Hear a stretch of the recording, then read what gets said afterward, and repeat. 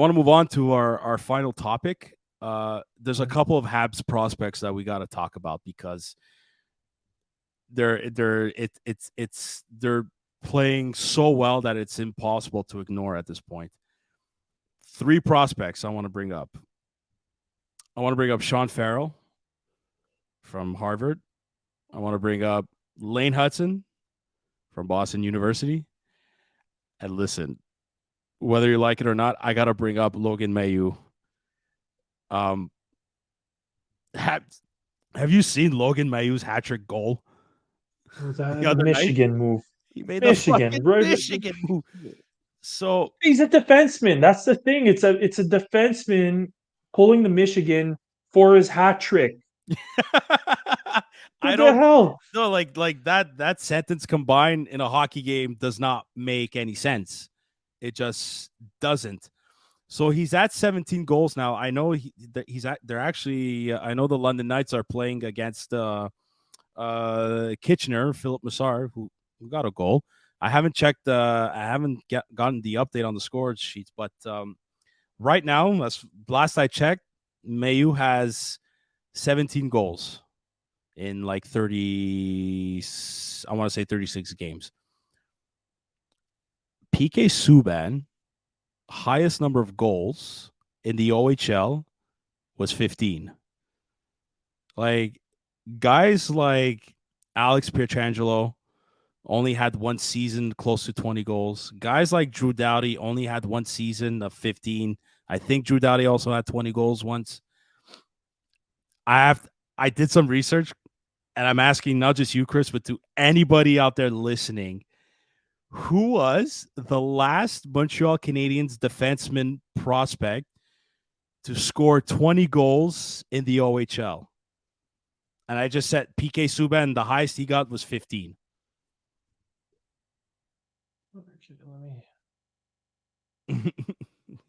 I don't think you'll ever get it. I don't think you'll ever get it. It might even predate me being a hockey fan, to be honest. It could be. This was the 2009, 2010. Oh, no. I was in He wore number, I think he wore number 68 at one point. Oh, it was Yannick Weber. There you go. Yannick Weber it was in like recent years. I've checked. He scored 20 goals one year. I even forgot which team he was with, but he scored 20 goals. Like Mailloux's already at 17. And I'm talking about 20 goals. Weber at like Yannick Weber, however the fuck you pronounce the name, at like a full OHL season. Mailloux's only played 36 games. Yeah.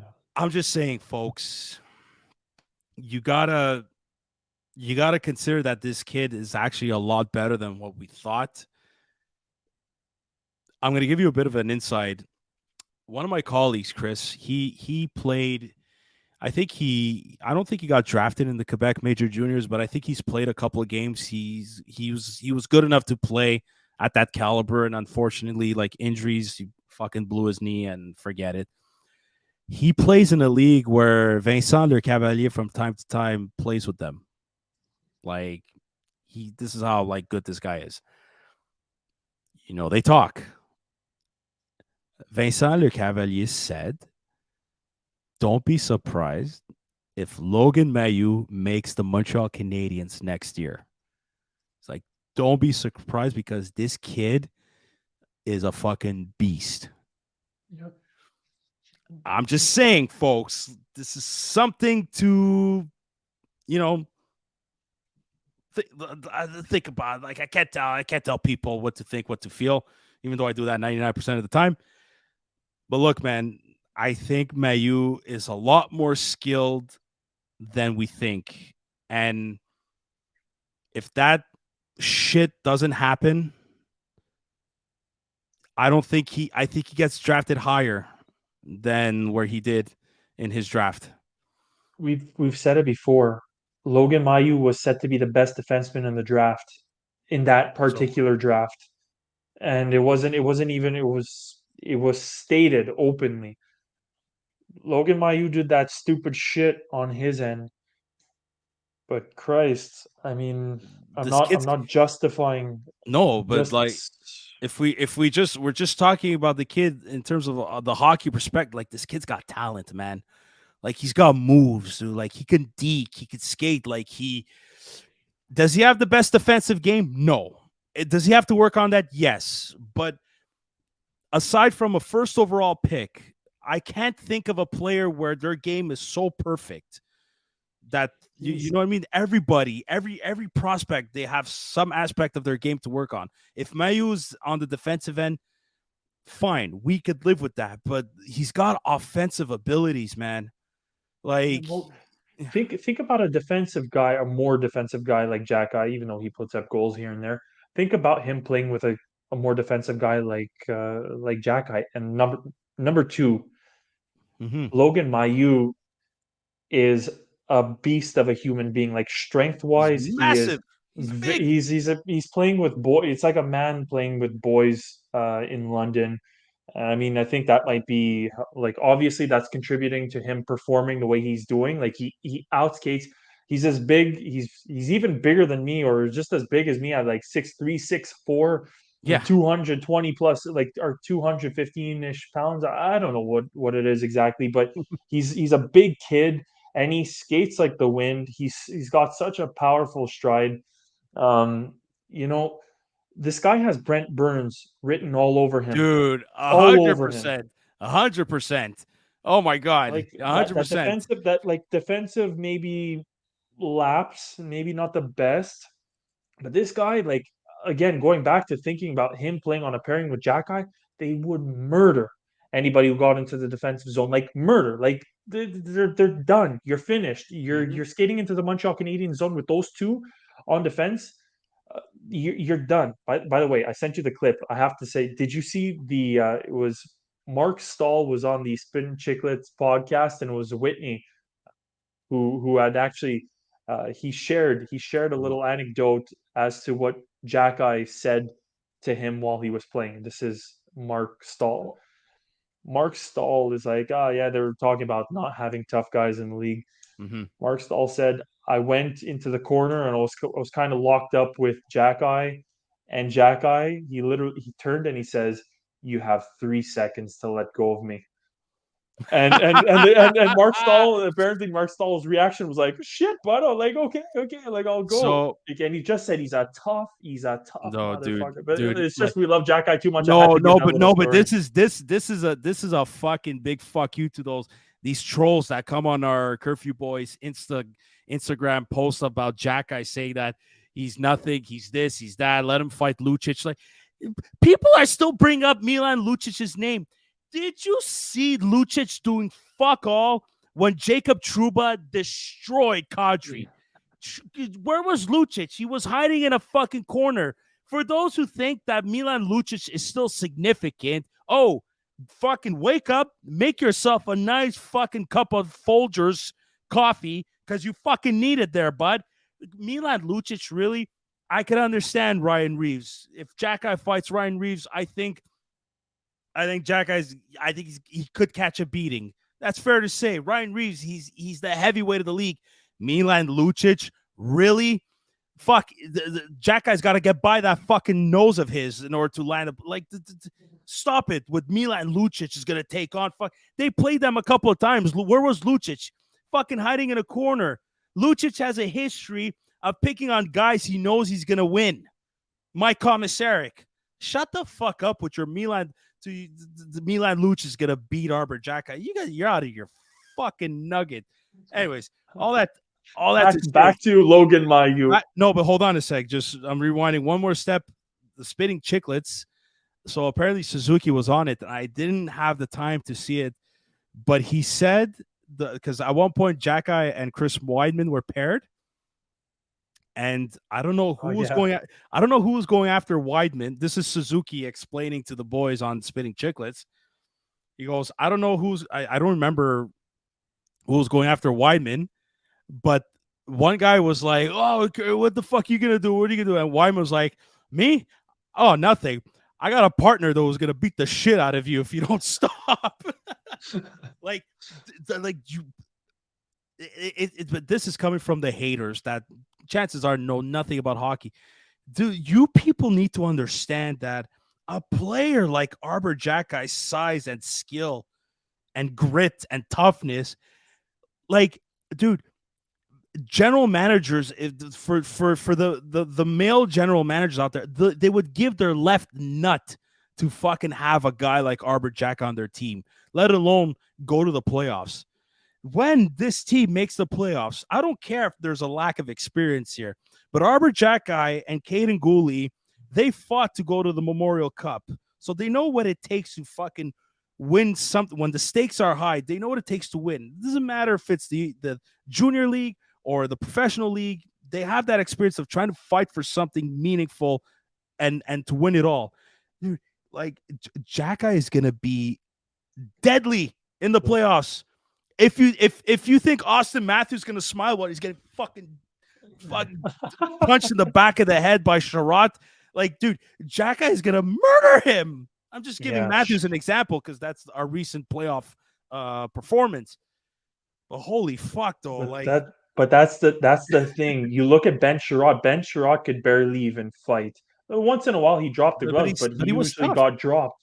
But that's the thing. Arber Xhekaj is and he's getting that. He has that reputation. He's not getting that reputation. He No, he's already got it. has that He's got reputation. it. His He's a name. scary motherfucker. He's a scary guy. Do you see him walk into the league? Walk into the arena when he parks. He looks like the goddamn Undertaker. He's coming Dude, in I his love that. fucking black suit, and he's just Just like, fucking. I'm gonna. He's just like a 22-year-old kid that we're looking at like he's a fucking god. But anyways, all that to say is that, like, I could see a Logan Mailloux, Arber Xhekaj maybe pairing one day. Like, and I Oh think yeah. and you know what? We're gonna talk about Lane Hutson right now. Mhm. Lane Hutson could be the quarterback of one power play unit, and I think Mailloux could be a quarterback of the second power play unit. Yeah. Yeah. Something to think about, like something to imagine. Lane Hutson is breaking records in the NCAA. Like, this kid, as a freshman, 18 years old, 36 points for a defenseman. He's got more points than Caulfield. No, sorry. No, that's not true. Caulfield had 35 goals in his last season in Wisconsin. But dude, it's like the last guys to do this were Adam Fox and Luke Hughes. I saw a stat. Like, he might beat their record if he keeps going this way. And you know what? There are a lot of hockey writers that are coming out and they're saying it more and more. Lane Hutson could have very well been one of the top three, if not the number one overall pick in last year's draft. Like, like, no, Mm, seriously, especially because we know he had that illness. We know that, he had a little bit of, I think it was an illness within the bones, but he's already over that. He yep. got past it, and then you want to bring in his performances right now. His performances are almost never before seen, and he's doing. You just watch his highlights. His highlights pop up on Twitter all the time. They're not It's because fucking they're real. highlight reel like insanity. It's He's insanity insane. what he's Yeah. able to do. 12 points in his So last 5 games, man. 12 points in his last five. I understand he's not scoring. He's not scoring that many goals. His highlight playmaking ability, though, is insane.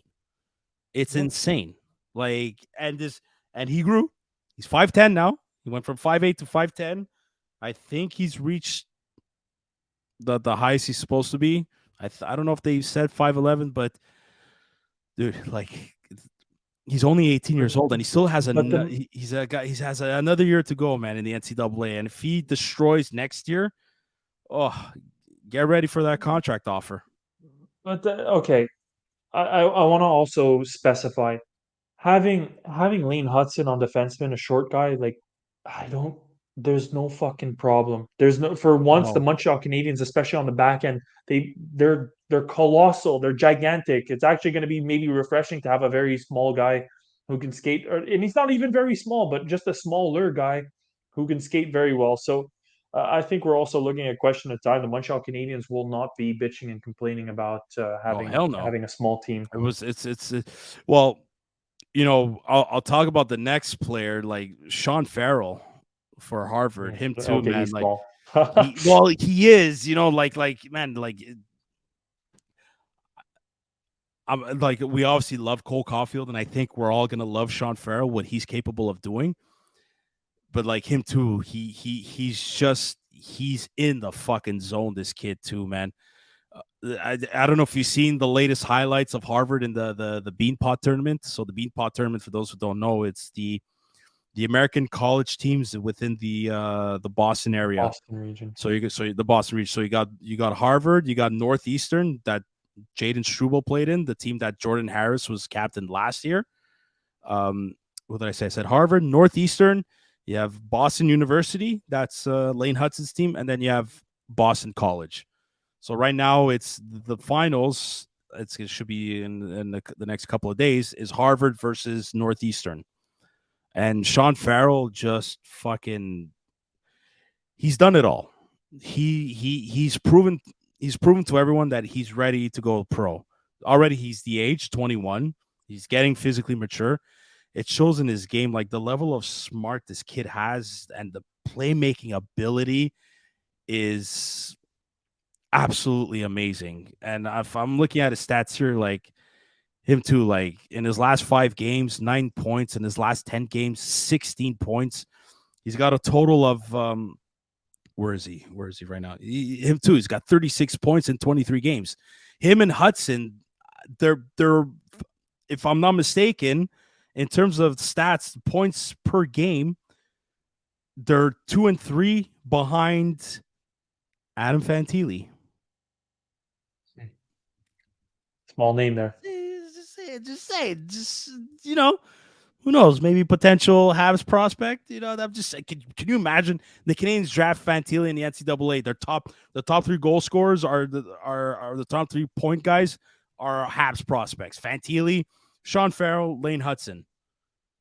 Like Good night. This is Yeah. yeah. Thank you and good night. There go out. Fucking dude. It's despite everything going on with the Canadians right now as we speak, I think the fan base, if they're smart like us, if they're smart like me and you, I want to throw in Anthony, Joey sometimes in there. Adrian, Zook are very smart. Anthony and Joey have their moments. I'm just kidding. If majority of Habs fans can be smart, like no joke, like look at the team the way we do, it's very difficult to not be dialed in. And I would like to think majority of them are. They know what's going on. They know the bigger picture.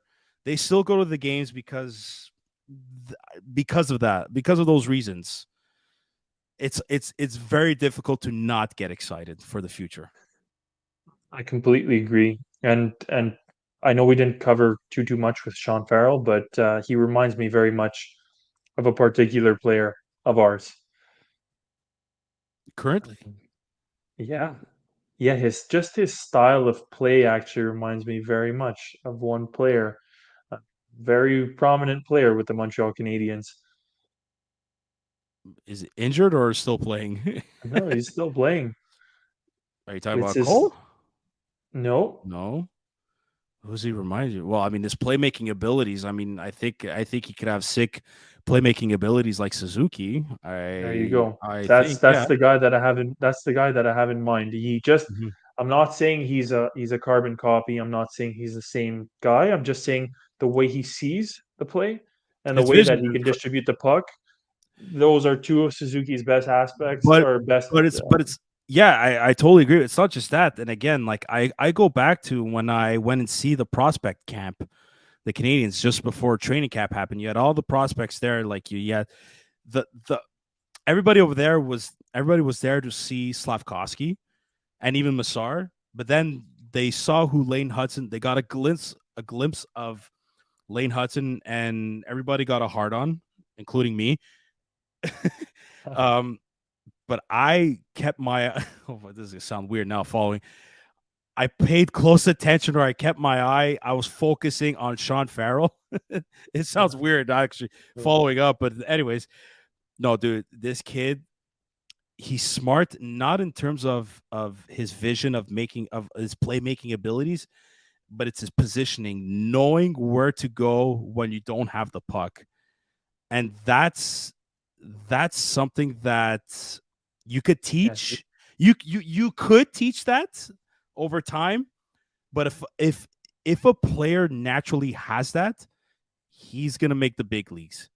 And sometimes, we differentiate between a minor league player and an NHL player. A lot of guys in the minors, they could skate, they could shoot, they could hit. It's just minor details of knowing where to be at the right time, knowing when to give a pass at the right time. It's details like that. And I think Sean Farrell, I think he has that. I think he's definitely going pro next year. And they said it like, don't we're very much going to be looking into offering. There's a strong possibility that we offer him a contract at the end of his NCAA. The kid's done it all. 2 years in Harvard, over 100 points with the Chicago Steel in the USHL. An Olympic player for Team USA, went to the World Hockey Championships, and he was one of the best players of that team. Like on dude, you're going to the Olympic Games, you have 6 points in 4 games with the United States of America. And I understand there was no NHLers there, but still, you have 6 points in 4 games at the Olympics. This kid's done it all at the World Championships. Him too, 6 points in 10 games. Like, kid's ready, man. He's ready. Yeah. And you know what? I'm not even expecting him to start the season with the Canadians. I'm not. I'm expecting him to go to Laval, get a taste for the pro. Because if he goes there, if Joshua Roy goes there, if Riley Kidney goes there, if Philip Massar goes there, who scored 2 goals, by the way, against Logan Mailloux. Mailloux got an assist, by the way, on the game-winning goal. Didn't score, but he got an assist. Like, unfortunately, Mailloux, he's too young to go to the minors. If these prospects, though, if they go to Laval, I might be buying a few Laval Rocket tickets.